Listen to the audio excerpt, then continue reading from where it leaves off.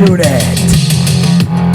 Hope you guys are rocking out on this Thursday morning, afternoon, evening, wherever you are in the world. A little impromptu bonus amplification to end the month of June the right way, man. You guys made this month so phenomenal that as a thank you, even though we had a wild night last night, a live stream, live reaction, live review, live watch along for AEW Dynamite Extreme Blood and Guts for 2022, JAS versus BCC. Damn! We saw it all. Everything used but the kitchen sink. But even after that, here we are the next morning. It's like an odd hangover, right? It's like, did that really happen? And BC is right at it very early, giving you guys this bonus vid because I gotta say thank you, man. Not just for last night, but for the whole month of June. Man, to say that the Amplified unit is the very best fandom in all of pro wrestling would be an understatement, man. The Amplified unit, we are the most badass motherfuckers that this community will ever see. So this is a big thank you, man. We're going to go over many things in a short amount of time because I don't got that much time, man. I'm actually going to be running late by the time this ends. Even if I go a half an hour, BC is going to be very late. So I'm hoping to keep this under an hour, all right? We'll see. But we do want to talk Forbidden Door. The numbers, the early estimates are out, man. And by Tony Khan's admission himself, I guess not alarming, but it's a huge drop-off from Double or Nothing a little over a month previous. Their pay-per-view before Forbidden Door. We knew it wasn't going to be the same numbers. It's a little bit more niche. But man, the numbers are... It's a big loss for Tony Khan in the grand schemes. We're going to have to talk about that. And on the flip side, who would have thought WWE is pulling out some of their best ratings in months? SmackDown and Raw, and I can't believe I'm saying this, is the common denominator the old bastard in Stamford, Connecticut? Could VKM be bringing in nearly 300,000 more viewers per show for weeks now? Ever since the investigation started, WWE has been on a fucking uptick. What they're trading at stock-wise? Uptick. WWE numbers just going upwards, man. You talk about Stranger Things, right? BC's got his Stranger Things hat on, man. Over the next 24 hours, the last 2 episodes of this season is hitting Netflix. I believe actually midnight tonight, I believe. The finale for this season's Stranger Things. If you guys are looking for a television show to watch, Stranger Things Netflix. But if you're talking pro wrestling, the Stranger Things is WWE's numbers as of late. Even BC, because the product still sucks like it has the last 10 years.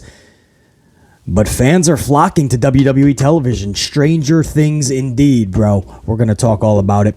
Before I kick off, man, and there's a bunch of other little stories I'm going to run by too. This is kind of going to be rapid fire. And I kind of want to start off with FTR. I mentioned this last night, but I wanted to get a good gauge with my Amplified unit. FTR recently, and this was Dax. This was just, a day or two ago. Dax went on social, and he literally posted a picture of him and Cash with their 2 sets of titles. And he put as a caption, maybe we the ones, Oos. Maybe? In other words, he's calling out, are the Usos really the top tag team in pro wrestling because they have 2 sets of titles? Because we're over there conquering the fucking world, even Japan, part of the world, and we're collecting championships across that world. So what makes you better than us just because you're in the E? That's basically what they're saying in just a few words. Maybe we the ones. Oos. Maybe. and it made a big topic of discussion. I asked you guys who you guys felt was a top tag team last night, but because that was a little bit more skewed toward AEW because we were doing a Dynamite Blood and Guts review live stream, maybe that's why. So BC is going to ask one more time right now. If you don't mind, down below, who to you is the better tag team? If you were running a promotion, who right now do you put the titles on? And who would you book to the moon, baby? Who would you book, man? Who's your top tag team if you were running a promotion? Are you going to center it around FTR or the Usos? Put it down below, man. Out of those two, if you have another favorite tag team, that's another story. Out of these two, who do you feel is the better team that you can run a promotion around, that you would put two sets of titles? Drop it down below if you guys don't mind, man, because I really want to get a gauge of where you guys are at, FTR or the Usos. So that's a little bit of fun, man. Dax opened the conversation. BC's going to keep it going. Also, man, if we want to stick to the social media side of things, man, Mella just recently put out a very interesting social media post, and it got BC thinking, man. It got a lot of people thinking, but she's been frustrated with WWE for a while now. We know that. She's been calling out their booking of her. She's been talking about how she wants to be used more, and she's being told to sit back, basically like everybody in that company.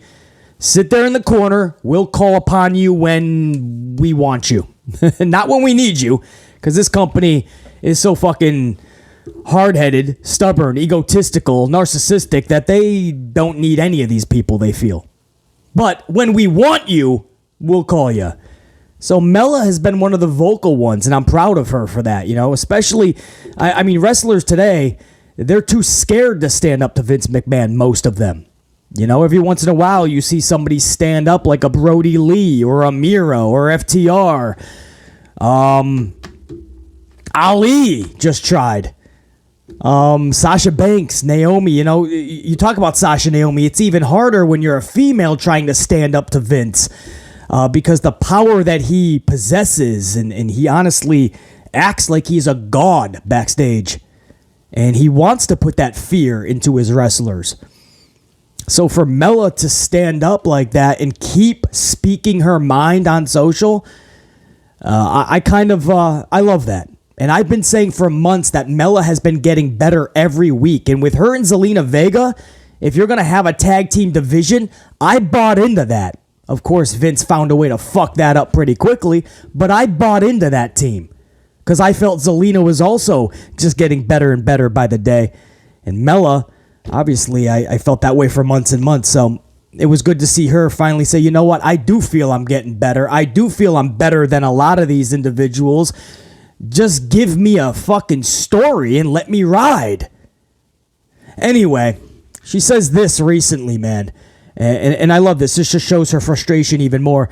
Carmella says, you can make me a manager, give me a guy without a chin, Ellsworth, a dance break mid-match. You guys remember she was doing that for months. Mid-match fucking dance-off. Change my character, which they did 3 times already. Have me wear a mask. So they call her the most beautiful girl in the world, and then most beautiful woman in the world, and then they put a mask on her because Vince gets his rocks off like that. Be a last-minute replacement. She's been that 4 times, actually. And just recently replacing Rhea Ripley. And I'm always going to show up and show out. I rise to every occasion, and you can't take that away from me. She's saying that for the years that she has been with WWE already, she has done literally everything asked of her. And she has tried to make it the best possible situation imaginable. To be put in this predicament where they booked her like a bum for 2 straight months up front, ever since the Zelina Vega thing all split off, there's been literally nothing for Carmella. So they absolutely book her like a bum, and then in 1 week, boom, 1 show, 1 minute, 1 instance, she's now going for a championship, which at that point was less than 2 weeks away. That was last week. This last Raw was the was the go home show. So they had one real week to build this, and WWE did not put any effort into the build. They literally just had Carmella and Bianca Belair face off. Bianca drops Mella, and there you go. Now we're going to the title match. And Mella's kind of pissed off because, everybody's panning the match already. Nobody cares about this match. Everybody is literally passing this match off. Rightfully so. We've seen Bianca versus Mella 106 times already. There was a period on SmackDown where it seemed like they were facing each other every single week. And now, with less than 2 weeks, this match is made because Rhea can't compete. The problem is you didn't book Mella correctly to allow the fans to get invested and to care. And I think that's what a lot of Mella is talking about. You know, you could be grateful for an opportunity, which she knows she's just going to lose anyway.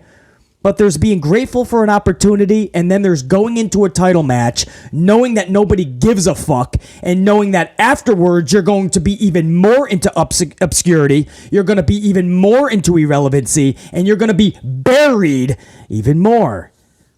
There's knowing that. That's why Sasha and Naomi left, because they were going to go into singles title matches, Sasha versus Ronda and lose, and Naomi was going to take on Bianca and lose. And they knew, instead of just looking at it like we get a title match at a pay-per-view, no, they knew that once they lost, where were they going to go back to?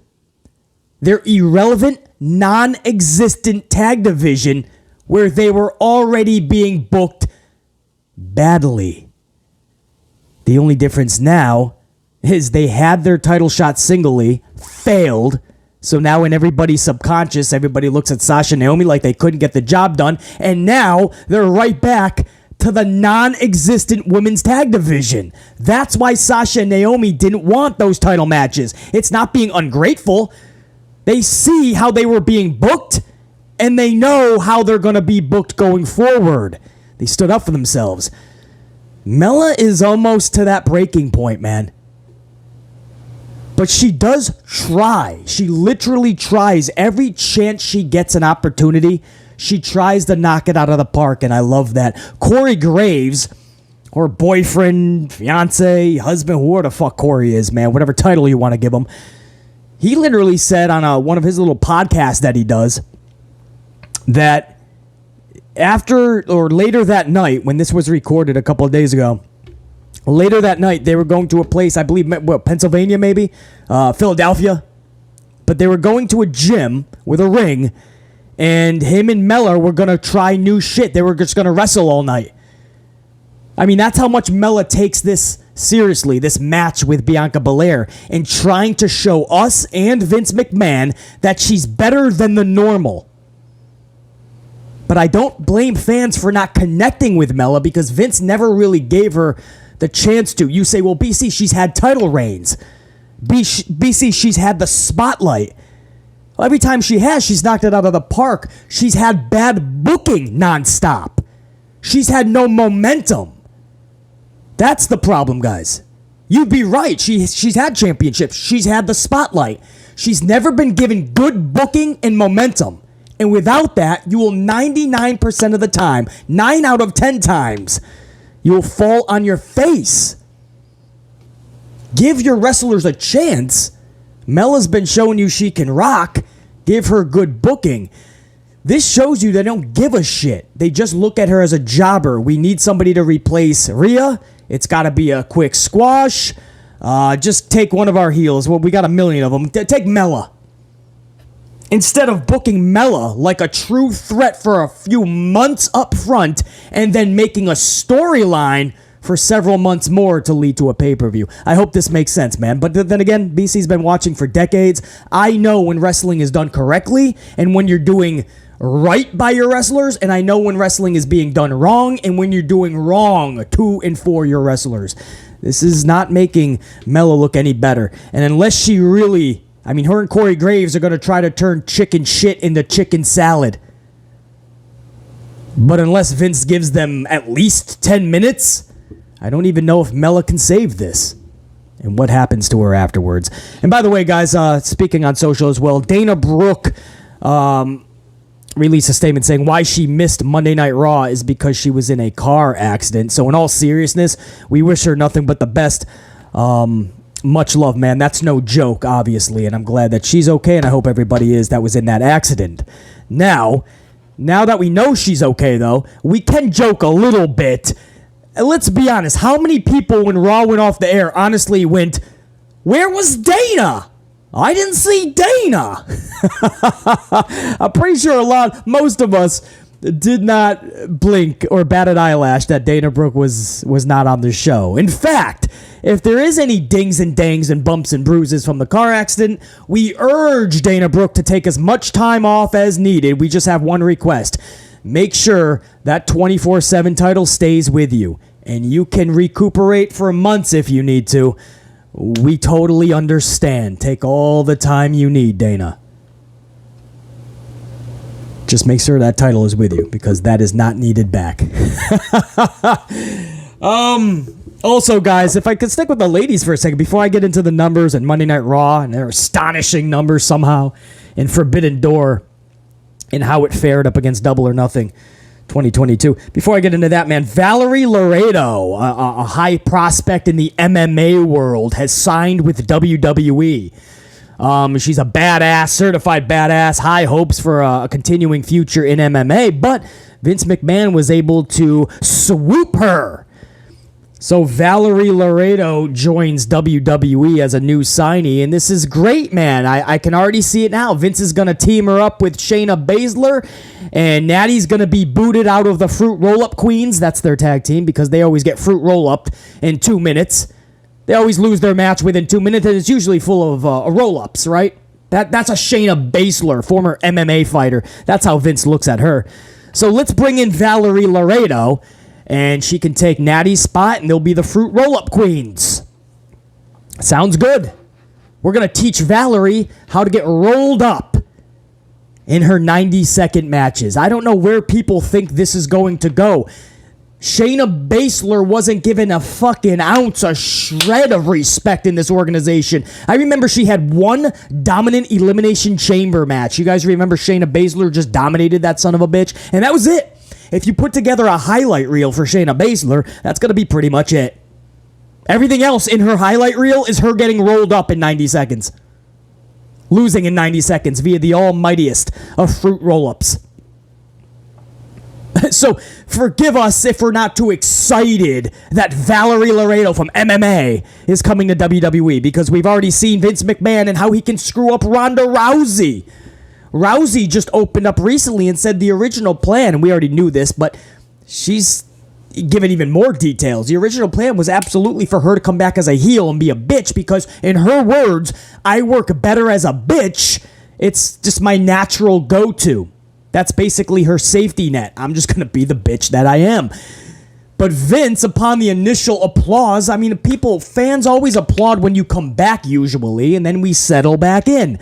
Vince took that initial applause, and when Ronda got back through the curtain, said, "No, you're going to be a face. We need you to smile more."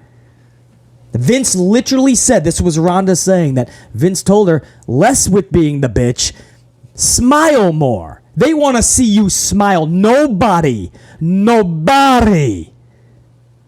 needs to see or wants to see Ronda Rousey smiling around ringside.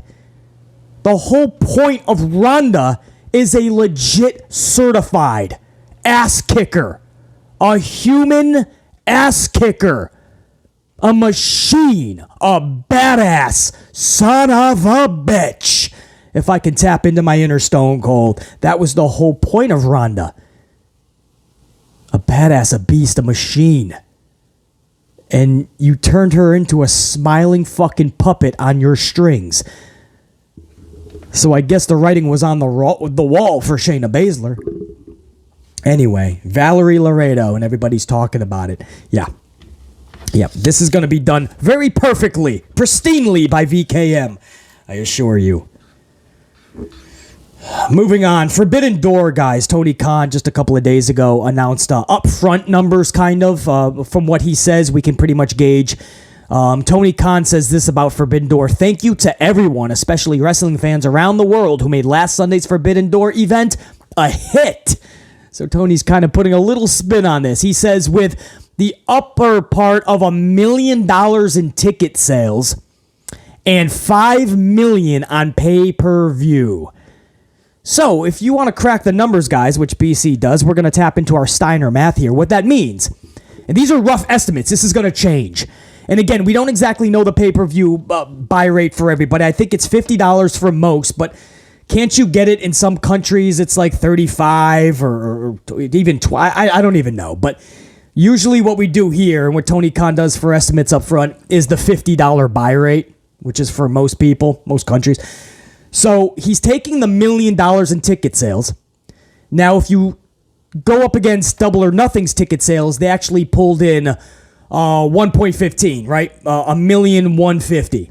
So Double or Nothing actually brought in more in upfront ticket sales. And by the way, a lot of talk online is about how fast interest in this pay-per-view fell off. At first, it was called an initial technical sellout. It's called a technical sellout, not a legit sellout. And what I mean by that is most of those tickets, a lot of them, I should not say most, I take that back. A lot of them are third-party tickets. It's people that have no intention on going to the event. They somehow are able to get hundreds of tickets. They sell them on places like StubHub or other third-party sites, whether reputable or not. Or they just have scalpers that are around the arena on the night trying to sell 50 to 100 tickets apiece. So that's why we call that a technical sellout when it sells out in minutes, but it's not legit. And sure enough, there was hundreds of seats still unavailable, or available, I should say, come the event, scattered around the arena. If you added them up, many sources say it was into the hundreds. So that goes to show you that they weren't even able to actually do a legit sellout. That's how much interest fell off. But even more concerning is how much they were going for. Right before the event, we heard that they were selling for $5, and even Meltzy, who sucked some company cock a time or two for AEW, he even admitted that he was hearing it was $4 a ticket to get in on the night from the scalpers. And from the ticket booth, Ticket Master, they're talking $4 tickets. That shows you just how fast interest fell off. And that goes to show you that it wasn't just BC and everybody else who was just not feeling like this was being built correctly. And injuries is one thing, guys. Bryan Danielson, CM Punk, of course, you want to have them at a Forbidden Door event. But there's so much talent in AEW, you can easily rectify that. But the build was just so poorly done. And I think Tony Khan panicked with the injuries and he didn't know how to get the train back on the tracks. And before you know it, you have Japan guys coming over with no video package. Well, if you're not BC Amplified, or maybe many of you that know these dudes, if you don't know a lot about Japan and they're just coming over, maybe a video package would help. A couple of video packages for just a few of them, maybe. No, they were just debuting left and right as if we all knew who they were. Well, again, BC did. Maybe many of you did, but a lot of people didn't. And it showed you in the ratings a couple of weeks ago, 761. It fell nearly 200,000 viewers. Last week, it was able to get 100,000 back, 871. But they haven't been able to hit that 900,000 back, and that's because Forbidden Door, AEW took a hit. It was a gamble. It's a niche audience that you're going for. And boy, did we find out that's exactly what they got. If you take the last 2 weeks of ratings, 761 back to the 871, you're looking around that 825 range, right? And that has always been their niche. Now with Blood and Guts last night, we fully expect that to catapult past 900,000. I expect it to do around 950, and there's a chance it could hit 1 million. I don't see any reason why Blood and Guts wouldn't hit 1 million, but I'm trying to keep my expectations on the straight and narrow. So let's just hit a 950 goal with Blood and Guts.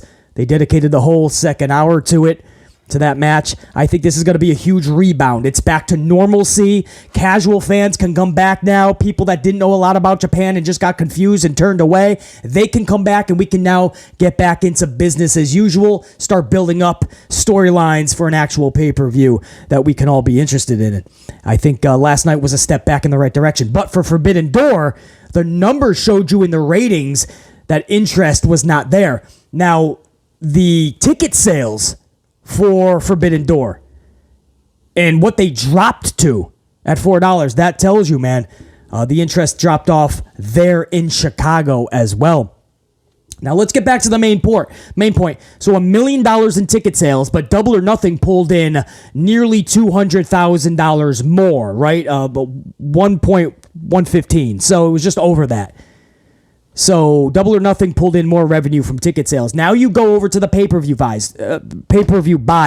Tony Khan says $5 million on pay-per-view. Now, we have heard the $100,000 viewer, man. It's early, guys. We had a wild night last night. I'll get it right. We had already heard that there was around, anyway, give or take 10,000, 100,000 buy rate, 100,000 viewers, right? Buys. You can't really say viewers. 100,000 buys. Now, give or take 10 because these are rough estimates. So it could be 90, could be 110. But if you put the $50 price tag, and again, that's going to fluctuate because I believe some countries aren't even 50, some might be a little bit cheaper, but we put the $50 price tag on it, and he's coming up with 100,000 at $50 a pop. Okay, he gets his $5 million. Now, Double or Nothing did over 155,000 buy rate. 155,000, and it came in just under 8 mil, 7.750, I believe.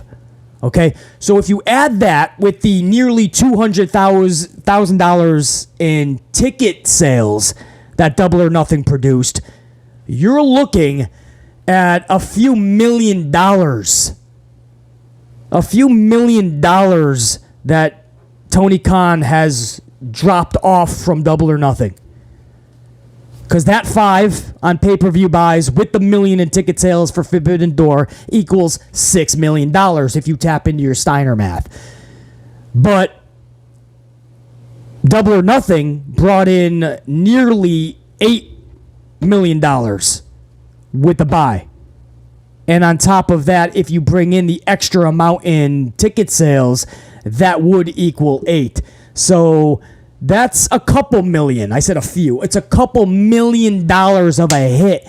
That's a problem because you're not making a real profit off of these events as it is. Now, you're looking and saying he made $6 million. It's not that simple. You have so much overhead cost. You have so much that you're actually indebted to that money quickly disperses to so many different outlets. And when Tony Khan is said and done and he takes a deep breath, he looks at the wallet from this event, he's going to know. He'll tell you straight out, he didn't make a damn dime. And to Tony's credit, he has said time and time again that the AEW is not in profit yet. He admits this time and time again. That's why I give him so much credit. He could easily lie and say we are seeing profits here and there. Tony Khan admits AEW is not yet profitable, and it's going to take a while. We were hoping by year 3 he would be, especially with that roster and that TV deal that he got. But that shows you that there's not that passion for pro wrestling these days. And AEW has not yet been able to consistently pull over 1 million in viewership per week that would bring in that extra revenue. But to Tony's credit, he admits that they're not yet profitable. But my point is, he takes a gamble with Forbidden Door. He's going to cater to that niche. But in doing so, he lost what could have been a few extra $1 million, man. A couple up front. We don't know. Could be a few when it's all said and done. We'll find out the actual estimates. I wouldn't be shocked if it was more toward $3 million. I really wouldn't be. But it's a big drop off when you're talking about 155,000 buy rate. 155,000 buys for Double or Nothing.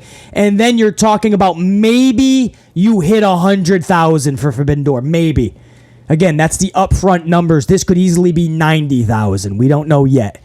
He's estimating 100,000. We know Tony Khan and anybody in business will try to make it sound a little better. You know, you want optics to matter. Optics do matter. Perception is reality until the real numbers come out. So I don't blame Tony Khan for going to the 100 straight out, but don't be shocked if we find out it's 90,000. And then you're talking about over a third. Either way, it's going to be over a third. If it's 100,000, you got over 155,000 for Double or Nothing. So either way, more than a third of your Double or Nothing audience said no thank you for Forbidden Door. That's why I'm cool if you want to cater to your niche and give them a bonus, a prize, some love. But do it at the right time. If you're not even profitable yet, you're just in your third year, you know you only have a month to really build this, so it's not going to be done correctly. I mean, all these things would tell you. This is before even any injuries, guys. Everything else was against Tony Khan for doing it right now. I wish we waited a couple of years. Get your audience built up to a 1-2, 1-3 consistently on Wednesday nights. Make sure that you have 3 months at least to build properly. You give the Japan talent video packages. Give them backstories for those that don't know. Set up interesting storylines, not just dream match bangers. I mean, these are things that could only have helped. And because none of it was done, the interest was not there. If you're just a diehard and you just love it all and whatever Tony gives you, you're going to fucking love it, that's cool, man. There's those fans out there, no question. BC saw Forbidden Door. I was one of the buy rates because I love the Japan talent. I support AEW. But I totally understand why people were just not feeling it. And that's what could have been better. And Tony Khan took a little bit of a hit because of it. You know, this could have been better. Those numbers could have been a lot better. If timing was different, more care was put into it. Now, on the flip side, you guys want to hear this, man. Oh, bro. Let me get the actual... Sasha, my assistant's going to put the graphic up for you. But I want to make sure that I get this up front, man. The Raw ratings... The last 2 weeks, I mean, you talk about Stranger Things, the TV show. Now, bro, Stranger Things is in World Wrestling Entertainment. Last week, they were over 1.9. And again, Sasha will have the actual number for you on the screen. It'll be a little bit of a side-by-side. Last week's and then this past week. So 2 weeks ago's Raw rating and then this week's for John Cena's 20th anniversary. And guys, we're seeing some crazy shit, dude. This is a company where the ratings were solidified in the 1.5s, 1.6s, and they're fucking around nearly 2 million viewers the last couple of weeks. And SmackDown has been 2.3, 2.4. What that tells us is Monday Night Raw and SmackDown for the past couple of weeks, ever since the investigation into Vince McMahon and WWE, every WWE show is pulling in over 200,000, in some cases nearly 300,000 more viewers than they were pre-investigation. Does this mean it's all for Vince McMahon? Do people think things are really going to fucking take shape on air? Do they think Vince is just going to get arrested on air in the middle of the ring? I don't know, but people are flocking to WWE television the past couple of weeks. This past week, the viewership for Monday Night Raw came in at a 1.951. 1.951, a 2% drop just from the week previous, which was, what was that, 1.96? Sasha will put the actual number up again. You guys are probably already seeing it. So when we say a slight drop-off, we mean a slight drop-off.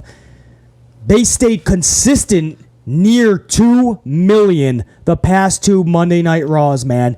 And the demo down below, or the, let's do hourly breakdown, I believe is what Sasha's going to show you. What you're looking at. That's the hourly breakdown. I mean, you're literally talking 2.0s now. Where the fuck was this audience? It can't be the product. The product still fucking blows. It sucks. Is this just a summertime audience, man? Kids out of school got more time. Maybe parents are still coming down with the Pandem 19 and they gotta be... I don't fucking know. It's a perfect storm where WWE is seeing nearly 2 million viewers. And that is just unheard of in recent months. I mean, you have to go back to like WrestleMania-ish time. I want to actually see something on air if you guys don't mind too. This may take me a second. This is something that, Sasha, I don't think you're going to be able to pull up. hold on.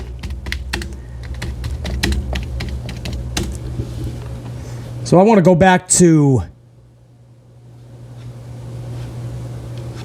last year. I would love to compare. I would love to compare to last year. I don't know if they're going to let me do that too. Hold on. Here we go. Perfect. I think I got it. So let me just go to like last year, for instance, guys, around this very time. June 20, what was it? June 21, June 22. It was around this time. So basically last week's Raw. Last year, the rating pulled in was a 174. That's what I mean. And I've said time and time again that over the past 6 years, Monday Night Raw is losing 300,000 viewers per year. So how the fuck right now did they go from last year's 1.74 to this week's 1.95, bro? They pulled in a couple 100,000 more viewers.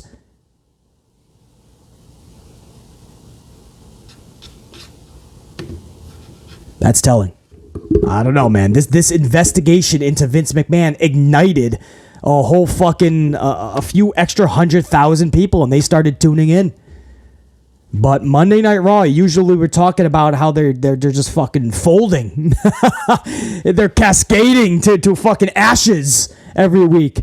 No, the past few weeks, ever since the Vince McMahon investigation, numbers have been up. Check out the stock, guys. And what are they trading at now, Sasha? Can you put that up on... I'm asking Sasha to do a lot here. Sasha, put up the current stock price, if you will, man. As of this filming, guys, this is where WWE is trading at. I think last night they were like at 61. I'd be fucking shocked if they fell under 60. What is it, 63? I think Sasha's telling me 63. You guys will have it on the screen, hopefully. You're trading well over 60 now, 1 point some odd plus on the up. I mean, this was when the investigation first happened. You were talking low 50s that they were trading at, bro. People are like, oh, shit. Brace for impact, right? No. All of a sudden, boop. Ratings, boop. Stock price, boop. Business is booming as Vince McMahon seems to be getting fucking hammered every which way you could possibly think of. As long as it's not no more paralegals. But interesting, man. Very interesting. That business is booming right now for Vince McMahon in World Wrestling Entertainment. It's Stranger Things. I guess that's the best way to end this little impromptu bonus amplification video, man. Stranger Things in pro wrestling. Perhaps no more stranger than what we saw last night, but it was epic. An hour-long war match. An hour-long blood and guts match. We hope the very best for Santana. It looks like he blew out that knee. We hope the best for Sammy Guevara. That dude took a fucking fall from grace, basically. From Cloud 9, that son of a bitch. Damn! I've never seen anybody fall like that, bro. Daddy Magic. I just still have that visual of fucking Daddy Magic with fucking like 19 fucking thumbtacks all in one area, gouging his back, and it's a bloody mess. Everybody just was fucked up. And we'd be remiss if we didn't say Claudio gets his first AEW match for Dynamite. In-ring, not Forbidden Door, for just AEW, his first Dynamite match. Claudio gets a fucking massive main event win on top of a fucking double cage. Man, just so much happened last night. Again, thank you so much for everybody that joined me during the live stream last night. BC was calling the action, tapping into my inner Mauro Ranallo while shooting the shit with you guys. It was so much fun. By the way, real quick, before I end this, man, Joey Ryan, if you guys know who Joey Ryan is, former independent wrestler, there was a lot of allegations that came out about him, and his pro wrestling career pretty much went kaput. It was done. And I guess times were so tough, he started working at Disneyland. He was working on the Jungle Cruise ride at Disneyland, and Joey Ryan, people found out it was him, took some pictures. It went online, I guess, and then people got pissed off at Disneyland for hiring Joey Ryan. So Disneyland fired him. And their exact excuse is that he was still under a 90-day trial period, and they just decided not to hire him. I find that bullshit. Disneyland always hires everybody. You got to do something really bad during the 90 days to not get offered a position permanently. What the fuck would Joey Ryan do? Whip out his fucking penis on the Jungle Cruise? I say this because if you know Joey Ryan, his whole gimmick was whipping out his schlong. So, I mean, did he do that on the Disney cruise? Maybe. Who knows? Maybe that's why the photo was taken of Joey Ryan. But if times were tough already, his wrestling career went out the window. He started working at Disneyland on the Jungle Cruise. Well, now Disneyland doesn't even want him.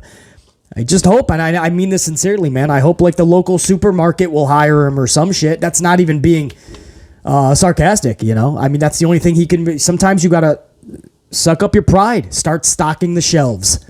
You know, make that extra money or just money in general. But, you know, I don't like kicking people while they're down. I hope the dude can fucking find work and support himself. What an interesting story. Again, this whole video is just Stranger Things. I guess it's fitting, right? Tonight, man, Stranger Things, the final 2 episodes. I can't wait to see how it all wraps up over on Netflix. Hopefully you guys enjoy it if you watch Stranger Things. Guys, I'll be back with you guys later in the week for SmackDown's review, and we got Money in the Bank this weekend. The good, the bad, and the ugly. PC, and I'm signing off. Sasha, do me a favor. Hit that shit. Yeah. Do it one more time. Hold on. We got to end it correct. Yeah.